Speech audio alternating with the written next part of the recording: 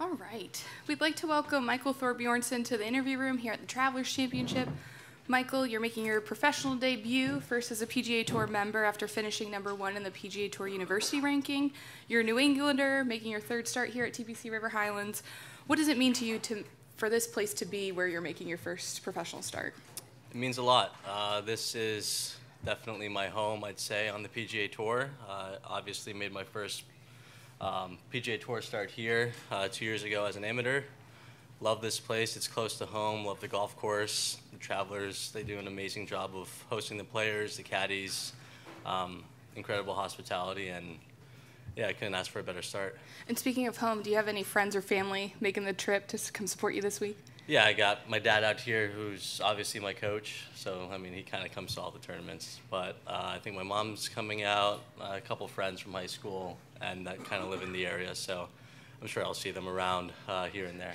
Awesome. And then you had a chance to go see the course earlier this morning. Any thoughts on some of the changes out there and how it's going to play this week? I actually like the changes a lot. I think, first off, it was, making the green smaller on 11. I thought it was a little big before. I think I've heard that Rory had a lot of input on these changes. I think 12 as well, kind of cutting off the fairway, adding some rough on that little downslope there, kind of forces you to play the hole the way it was supposed to be played, the way it was designed. I think the last one I can remember is 9, moving that tee box up further to the right. I think, again, it forces you to play the hole the way it was supposed to be played. Not a lot of guys are going to be taking driver out there. So, yeah, I really enjoy the changes that they made. Awesome. With that, we'll open up to questions. If you can just raise your hand, we'll get a microphone over to you. Start with Paul with PGATour.com. Over here on the Michael, just with this being, you've obviously played this event, but first event as a pro, does it feel any differently walking the range, playing the course this week than it has in previous years? I'd have to say no. I think that's one of the big things with getting sponsors invites and being able to play PGA Tour events as an AM. Kind of makes it an easier transition for when you do actually turn pro. So it doesn't really feel too different. Yeah.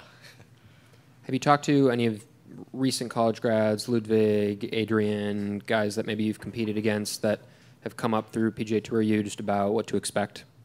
A little bit. Saw Ludwig yesterday.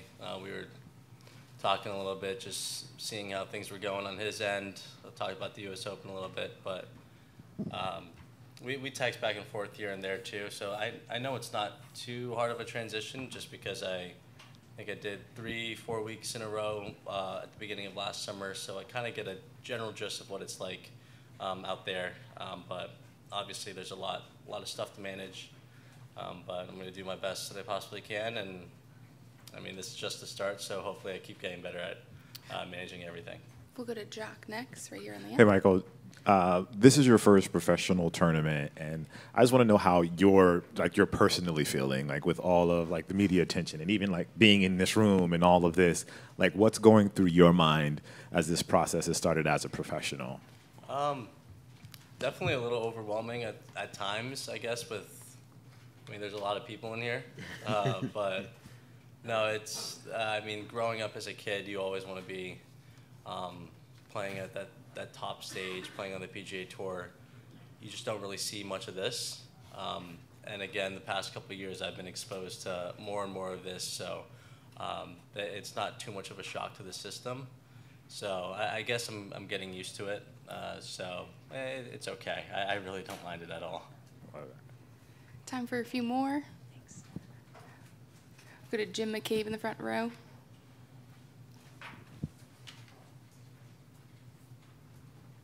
Michael, can you tell us why, I forget back and you were at the IMG Academy, why you went back to Wellesley High School, and what did that do for you, and how was it to play public high school golf with your friends? Yeah, it was, I spent, 3 years at IMG, and kind of felt like if I did 4 years at IMG and then 4 years at Stanford, I'd I wouldn't say burn out, but you kind of need a break in there at some point. IMG is basically like a junior college in a way, so I feel like coming back senior year, kind of got blessed too. We're quite lucky that I wasn't at IMG for when COVID hit my senior year, so yeah, it was good to kind of reignite some friendships back from middle school and the ones that I kept in touch with while I was at high school down south. Playing on the golf team was a lot of fun.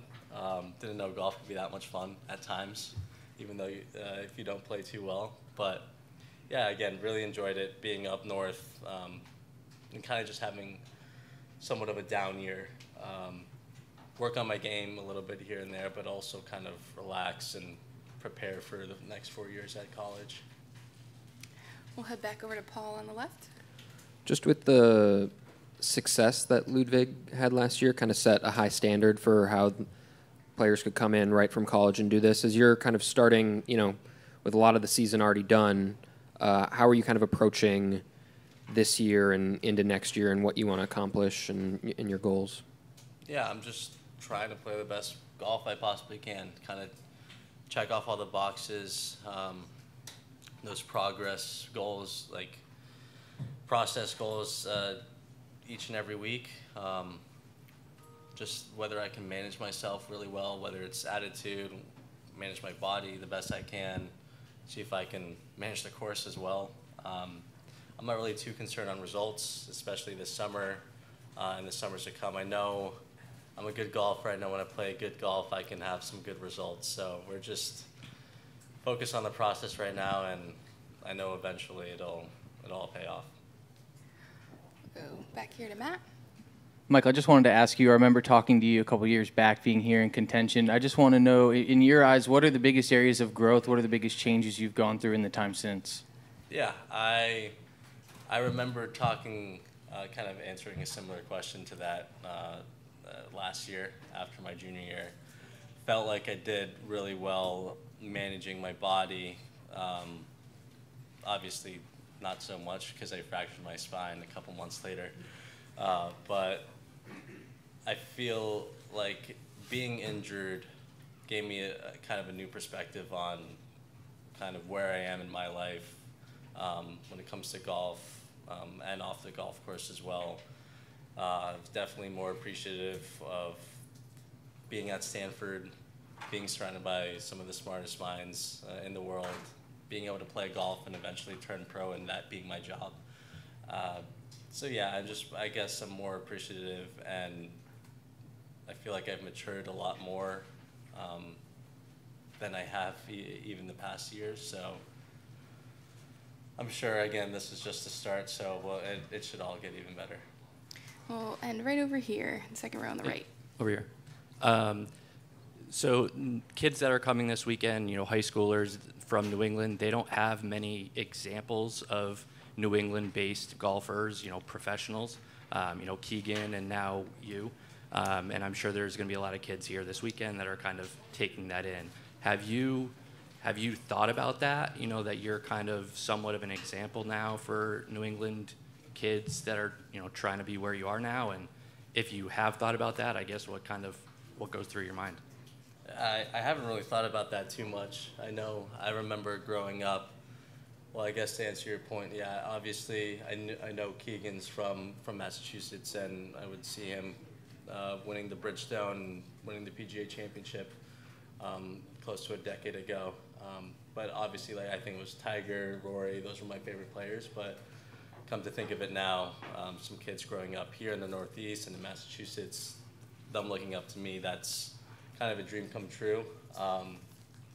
Just trying to set a good example for these kids and inspire them to be the best golfers and best human beings they could possibly be. Because that's what the guys ahead of me did for me as well. So hopefully one day in 10 years we have some of these kids out here playing and beating me and winning this tournament.